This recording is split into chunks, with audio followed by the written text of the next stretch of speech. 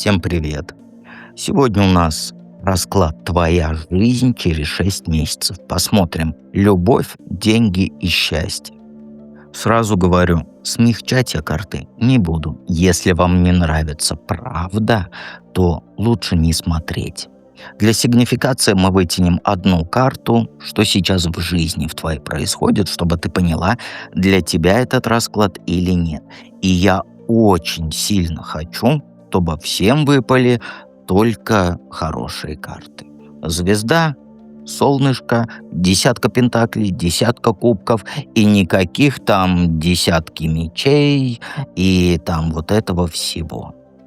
Итак, я думаю, что начнем наш расклад, прежде чем я скажу сначала, приходите в проживание арканов, вы все проблемы свои проработаете, психологические проблемы, психологические затыки, проблемы, вот это все, что вас тянет вниз.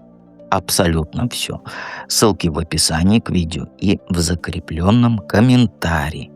Итак, и запомни, я жду именно тебя.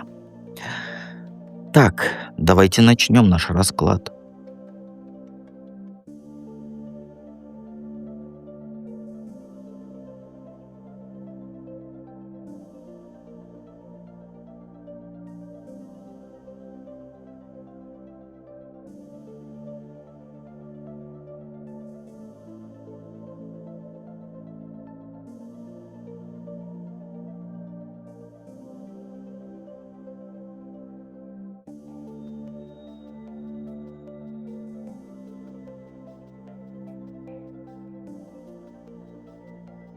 Единички. Знаете, вот смотрю я на десятку мечей на дьявола, и вот даже не знаю, что тебе сказать. Знаешь, лучше бы это не твой вариант, просто послушай, потому что ты меня любишь, да? Потому что врать я не буду, как сказать, приукрашивать или вот этих вот дамочек слушать, которые говорят, десятка мечей — это воздушная карта. Ну, кто не знает, десятка мечей — это десятка воздуха. И для многих это, для некоторых, точнее, не для многих, это 10 воздуха, это воздушная карта, облачка. А дьявол это так, притворяется рядом. Нет, я буду читать так, как показывают карты, и от себя я придумывать ничего не буду, как бы мне этого не хотелось. Что сейчас в твоей жизни происходит? Ну, а сейчас у тебя туз кубков. Вот и все. И у тебя сейчас, знаешь, вот в жизни как будто ты вот выпила энергетику после многих бессонных ночей. Вот примерно вот такое состояние. То есть у тебя сейчас эмоции через край, сердце колотится, и в голове такая мысль: начну-ка я новую жизнь. Прямо вот с понедельника. То есть ты вся сейчас, знаешь, вот какая прилив чувств у тебя.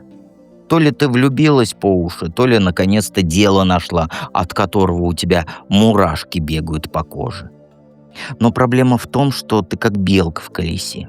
То есть ты крутишься на эмоциях, планы строишь, а по факту ты сидишь там же, в 4 стенах, и чудо ждешь. Потому что мы все видим карты, да? Твоя проблема — это то, что ты вот разрываешься между того, что тебе хочется перемен, и вот между своими мыслями, а вдруг у меня ничего не получится. Это сразу видно по картам. Ты то там сутками рисуешь бизнес-планы и так далее, то потом подушку плачешь из-за там старого хлама в шкафу. И да, еще новый знакомый, с которыми ты по ночами трещишь. Это все не случайность, это знак, знаешь, что пора вылезать из спячки. Но запомни, если завтра ты не перестанешь ждать идеального момента, то через месяц рыдать будешь, потому что десятка мечей и дьявол, они никуда не убегают. Они вот как лежат сейчас перед тобой, они так и будут лежать. И напомню, будущее вариативно. Я рассказываю один из вариантов. То есть, если ты ничего делать не будешь. И сами видим, да, карточки какие. Любовь через 6 месяцев. Ну, знаешь, это насчет любви, это, знаешь, вот готовься к горячим разборкам. Через 6 месяцев, то есть через полгода, ты будешь либо с новым мужиком, который вальяжно на твоем диване развалится, либо со старым, но после жесткой встряски. Речь про мужика, который знает себе цену. Он не мальчик с подарками и стихами. Нет, этот мужик, он притащит тебя за волосы вот в реальность. И с ним будет как на американских горках. То страсть до звезд, то ссоры до хрипоты, то вы где-нибудь там на кухне на столе мириться будете. И он, знаешь, он будет пытаться вертеть тобой как хочет. Вот твоя задача — это не размякнуть и не пустить вот все на самотек. То есть смотри в оба. Если сейчас ты разрешаешь бывшему слать тебе голосовые в 2 часа ночи, то вот этот новый, он просто сожрет тебя с потрохами. Но есть, конечно, плюсы. Ты перестанешь ныть про одиночество. Просто потому, что он тебе рот закроет своим взглядом одним. Только, знаешь, не вздумай вестись на вот эти его «я лучше знаю, как тебе жить», иначе ты через год будешь как собачка на поводке. То есть выбирай. Либо ты строишь отношения на равных, либо он тебя просто превратит в свою тень. И если вдруг это твой вот нынешний кавалерист, да, кавалер, то готовься, что он резко сменит тактику. Он перестанет быть вот этим милым плюшевым мишкой и начнет диктовать тебе свои условия. Твоя задача на этом канале — быть пиратом. Запомни раз и навсегда. Деньги через 6 месяцев. Ну, знаешь, по деньгам, ну, жесткий разворот будет. Знаешь, на то, что ты сейчас молишься, это кредит, повышение, там, наследство от тети Глаши и так далее, это все обломится с треском. Зато вылезет что-то, о чем ты даже не думала. Или тебя внезапно с работы попросят. Но, есть но ты тогда запустишь свой онлайн-проект. Или твой вот этот скучный проект закроют, зато ты вылезешь в новое движение, понимаешь? То есть где денежки к тебе рекой потекут. Главное, вот теперь слушай внимательно, не цепляйся за то, что отжило свое.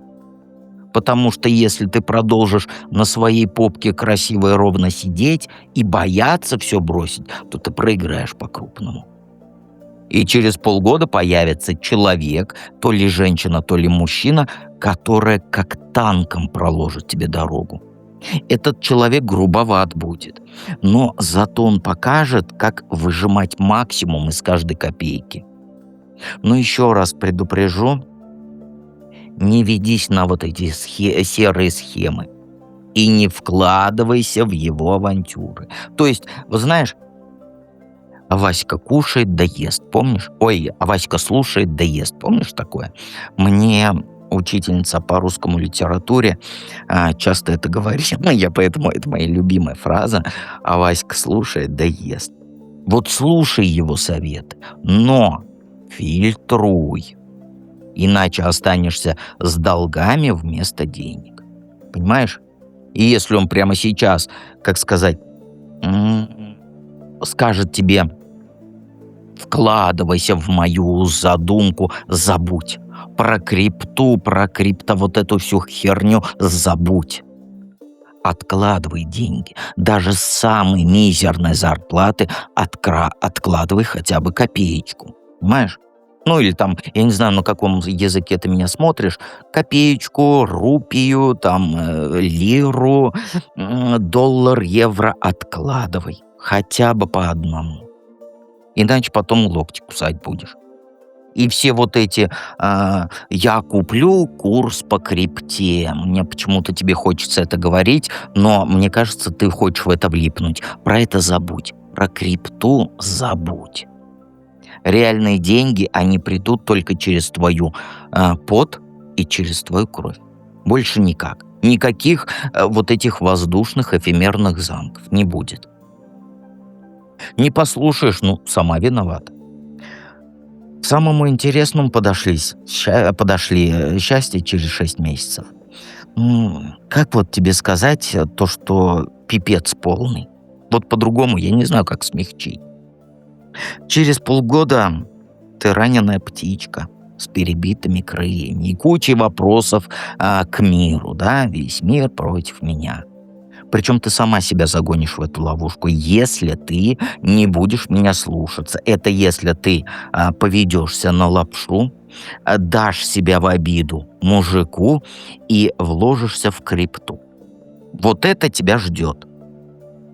То есть десятка мечей и дьявол. То есть ты будешь как человек, который вот к плохим веществам привыкший. Понимаешь? Ну, то есть вот этот нарик. То есть ты будешь знать, что игла – это зло, но все равно будешь тянуться за этой дозой. Это отношения вот с этим мудаком, если ты меня не послушаешь, он тебя будет унижать. Работа будет высасывать душу, но ты будешь бояться уйти. Суть в том, что к тому моменту ты осознаешь, что ты сама создала этот ад, и, возможно, ты вернешься тогда на этот расклад и напишешь: вот вышел бы твой расклад не полгода назад, а сейчас. То есть осознание придет слишком поздно, когда сил бороться уже не останется. Десятка мечей – это самая скверная карта в колоде. Самая. Хуже нет. Вот, например, смерть – это возрождение, да? Нужно что-то там, как говорится, закопать, чтобы что-то выросло. Башня – это ты можешь на фундаменте что-то построить, когда все разрушится. А десятка мечей – это конец бесповоротный. То есть нельзя ничего возродить. Поэтому начнется все с мелочей. Пару ночей не поспишь, потом сорвешься на родителях, потом поймешь, что уже месяц ходишь с головой немытой, да, это я мягко говорю все.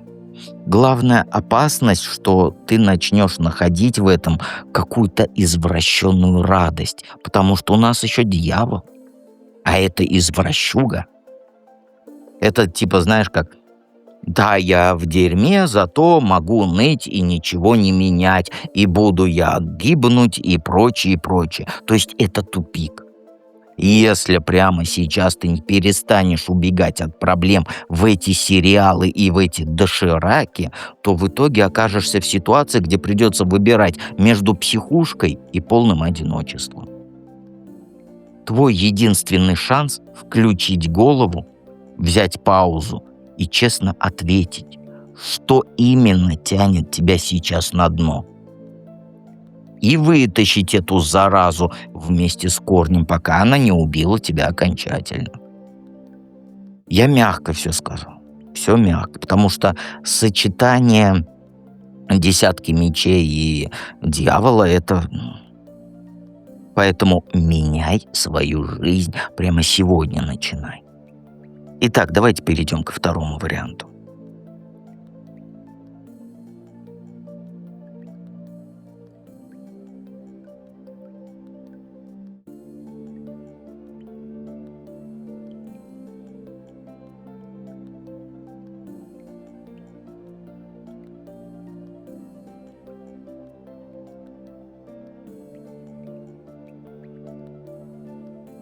Двоечки, двоечки, двоечки.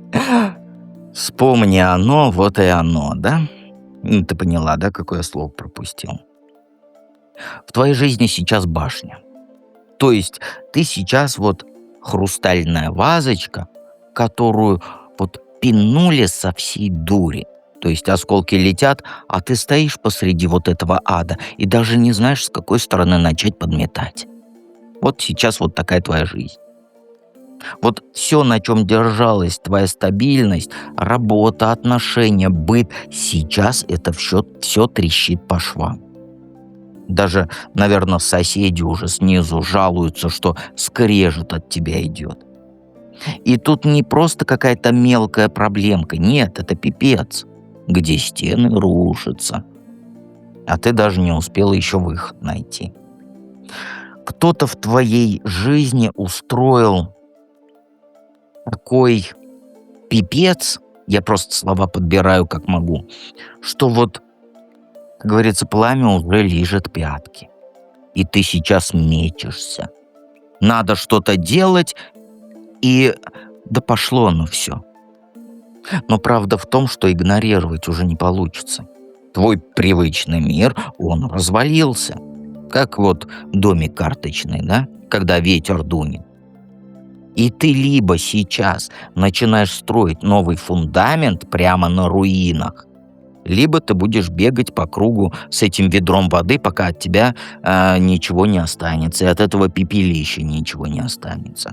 Никаких сейчас полумер не получится. Не получится сидеть и смотреть сериалы, когда у тебя есть время на то, чтобы себя взять в руки и, как говорится, построить. Надо либо тушить пожар голыми руками, либо честно признать, что пора из этого ада бежать, пока, как говорится, кирпич по башке не прилетел. И выбор тут за тобой, не за мной. Я всего лишь карты читаю. Сидеть сложа руки — это сейчас гарантированный провал. Вот и все.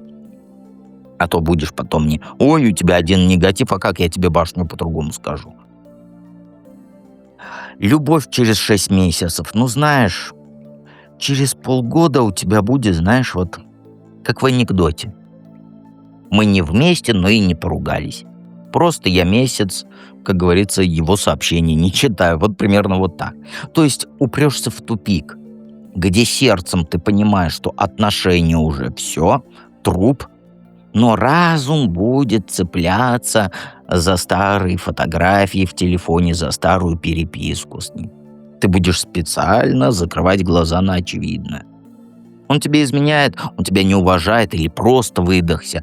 И ты будешь, так сказать, придумывать эфемерные воздушные замки, лишь бы не принимать вот эту пилюлю горькую.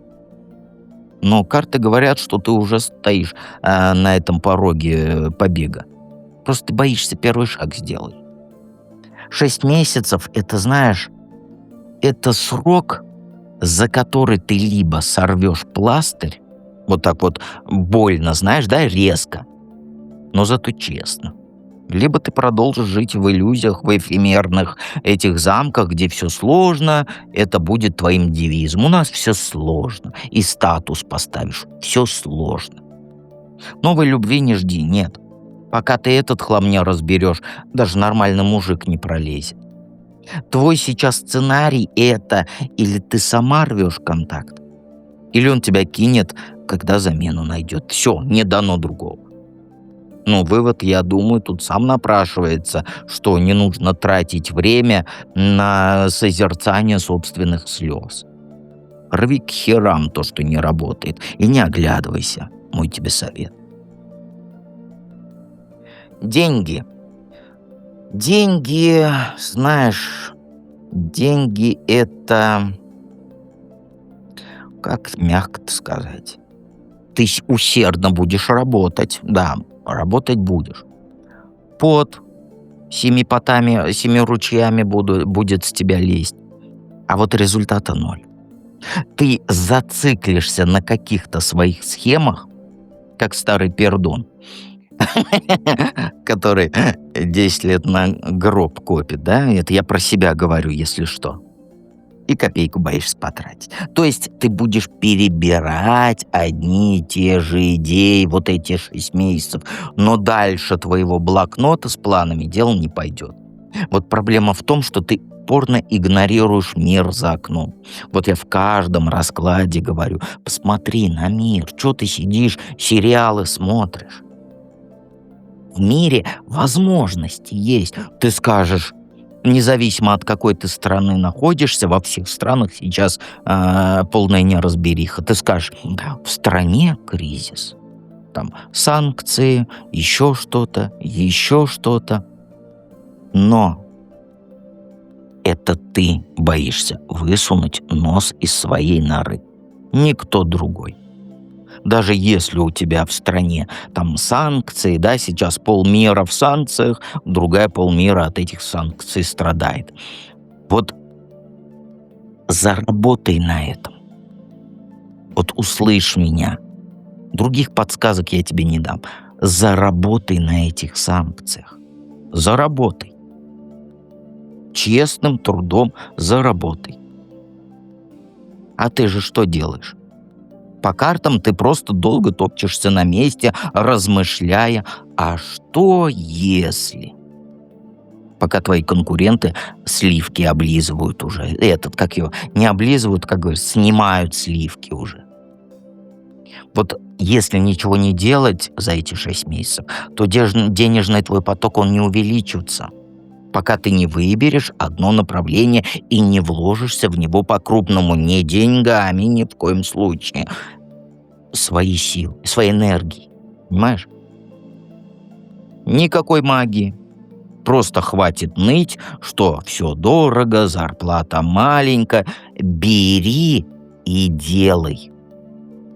Открывай свое дело на коленке хотя бы. Много дел без вложений. Понимаешь? Вот даже я вам дал свои колоды, да, я говорю то, что авторские права я не буду подавать, если хотите, можете распечатывать, продавать и так далее, можете заранее набирать желающих, да, собирать деньги, а потом отправлять можете заранее. Это без вложений называется бизнес. Но никто ничего не делал. Ну, единицы. Я видел то, что продается, колоды продаются сейчас в Беларуси, Украина, Россия и где-то Европа еще. И одна девочка еще из Америки взяла на продажу. Так действуйте, пожалуйста. Но 99,9 миллиардных процента что делают? Ничего. А потом мир против меня. У деда негативные расклады. Так сделайте так, чтобы у меня не выпадали вот эти карты негативные. Чтобы у тебя не башня была, а каждый день солнышко и десятка пентаклей. Высказался я. Счастье через 6 месяцев. Но знаешь, через полгода ты будешь мокрая, голодная и всем мешающая.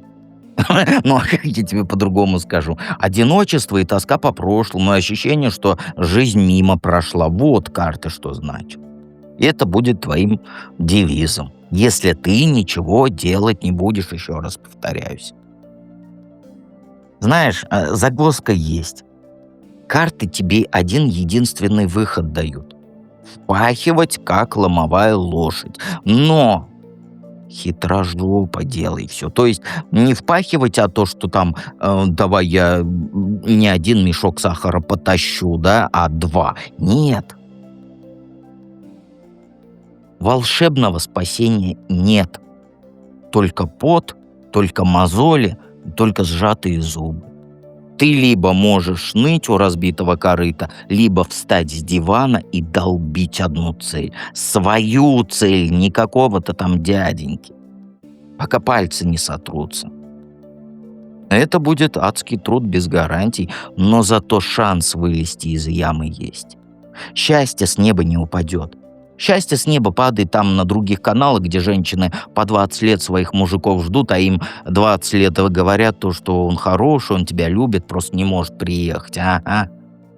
Счастье не упадет с неба.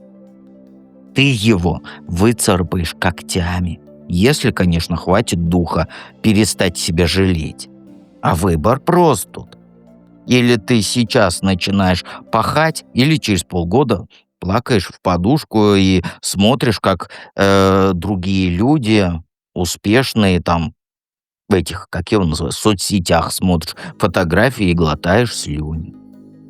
Тут время решает. Ну, потому что я знаю, есть у меня одна хейтер такая, которая ничего не хочет делать, только хает других тарологов, а сама ничего не делает. Вот. Ну, примерно вот такой у тебя через полгода будет. Будешь, дед, ты плохой, у тебя все расклады негативные, скажи чего-нибудь хорошее. А сама сидит и кроме сериала ни хера ничего не делает. Ой, что-то я сегодня болтливый, давай перейдем к третьему варианту.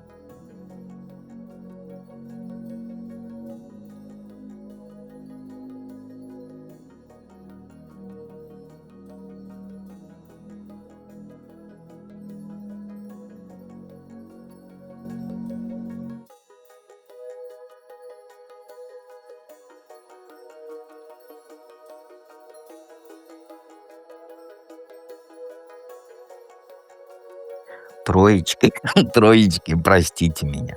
Ну а что я скажу? У тебя колесница, десятка жезлов, иерофант, король мечей. Ну, императрица хоть есть. Да, но там тоже восьмерка мечей.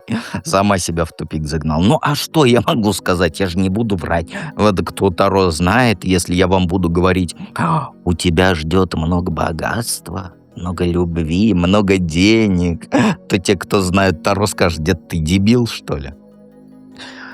Эх, что сейчас в твоей жизни происходит? Ну, тебя как будто подменили. Обычно ты ж моя такая трезвомыслящая, а тут у тебя прям сердце в пятках.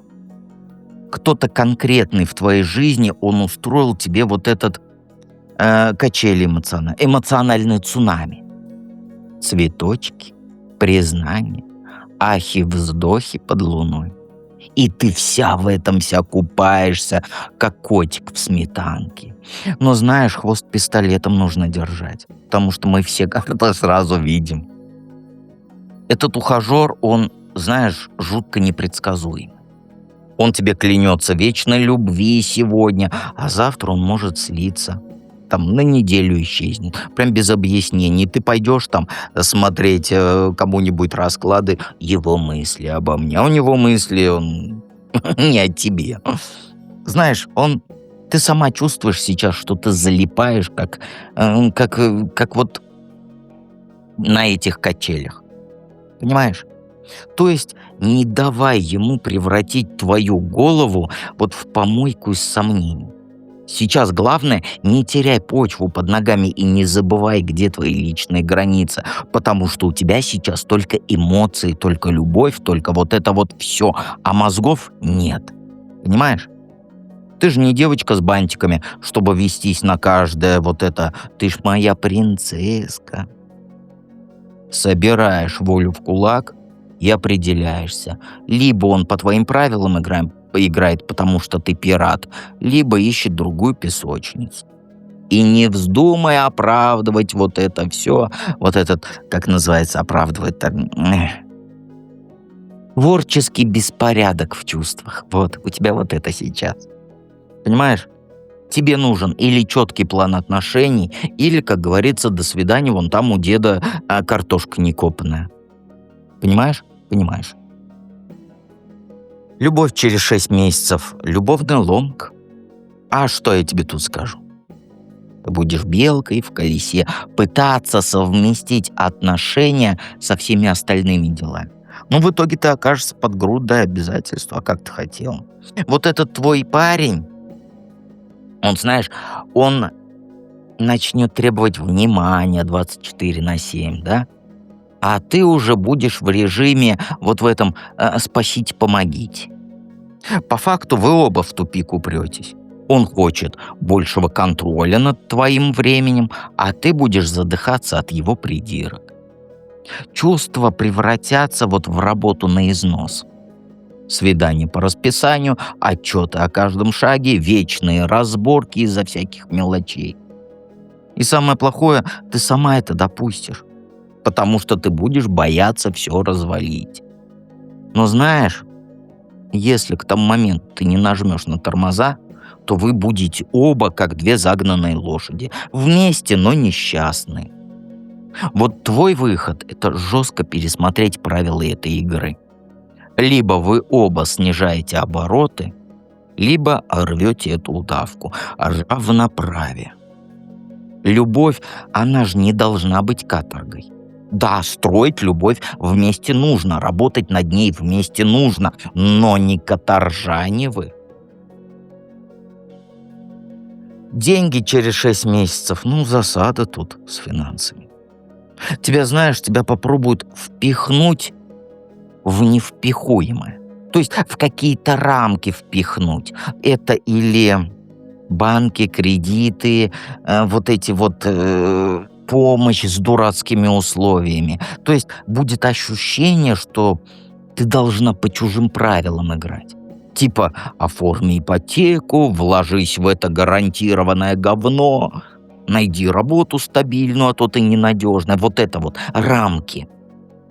Не ведись. Не ведись ни в коем случае. Вот эти все якобы гарантии — это ловушка для твоего кошелька. Никаких кредитов, никаких ничего. Да, придется включать режим железной леди, там расходы резать, отшивать халявщиков, возможно, даже судиться из-за долгов. Да, главное, не дай эмоциям затмить расчет твой. Если кто-то сует тебе бумаги на подпись, там, читай. Вот читай, прям вот каждый пунктик. Как будто это контракт с дьяволом, и там мелким где-то шрифтом указано, как свою душу обратно забрать. Читаешь. И никаких вот этих вот «Ой, они же хорошие люди, как можно не поверить?»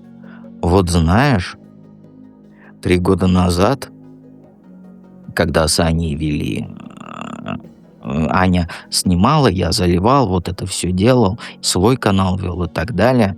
Знаешь, я вел проживание арканов. Аня вела проживание арканов только свой поток. Ну, когда она проживала, то есть и они все вместе шли. Вот, и потом я вел. Ты знаешь, столько я всего слышал. «Дед, мы тебя любим. Дед, ты хороший. Анечку любим». А знаешь, что потом произошло после смерти ее? Все слились. Вот все слились. Абсолютно. Практически все. Многие остались, но это многие, это вот 1% из всех вот этих поющих, которые якобы «Анечка, мы тебя любим», они ее начали чехвостить у себя в чатах, прикинь. Вот что началось. И вот ты, вот после вот этой вот истории, знаешь, я сам перестал людям доверять. Вот полностью. И я тебе советую, тем более у женщин подруги женщины, женской дружбы, вот это редкий случай. У женщины может быть одна лучшая подруга, но никак немного. И вот это свое «они же хорошие люди» в вопросах денег выкинь. Доверяй только цифрам и фактам. Да, неприятно быть стервой, я согласен, но лучше сейчас всех послать, чем потом год за годом расхлебывать вот эти, как сказать, проблемы. Понимаешь? Счастье через 6 месяцев. Как птичка в золотой клетке. Как птичка. Снаружи будет все красиво. Карьера будет двигаться, домик уютный. Может, даже там, как сказать, твои вот эти проекты будут цвести. Но внутри будет ощущение, что в ловушку попал собственного успеха. То есть будешь как белка в колесе крутиться, пытаясь соответствовать ожиданиям. То есть там идеальная мама, идеальная жена, идеальная сотрудница, все идеально. И чем лучше у тебя будет это получаться, тем сильнее будет давление. По факту ты сама себя загнала в этот адский перфекционизм. Твое счастье, оно в стену упрется из вот этого, знаешь, вот надо, должна и вот это вот. А выход один. Начать ломать эту систему. Разреши себе быть не идеальной. Я 100-500 раз это говорил. Вот скинь половину обязательств на других. Этот не приватизируй, как называется, забыл, прикинь, слово забыл. Делегируй. Делегируй. Нахрен отправь тех, кто тобой манипулирует через твое чувство вины, потому что тобой можно управлять чувством вины. И люди этим пользуются. И обязательно выделяй время на отдых. Сначала будет страх, конечно, а что обо мне подумают? Да нахрен бы тебе это нужно было. Пусть хоть что думают. Единственный способ перестать быть заложником своей жизни — это убрать вот этот страх, что подумают. Счастье, оно же не в количестве достижений. Счастье в возможности дышать полной грудью с чистой совестью. И, конечно, всегда помни, что я с тобой рядом.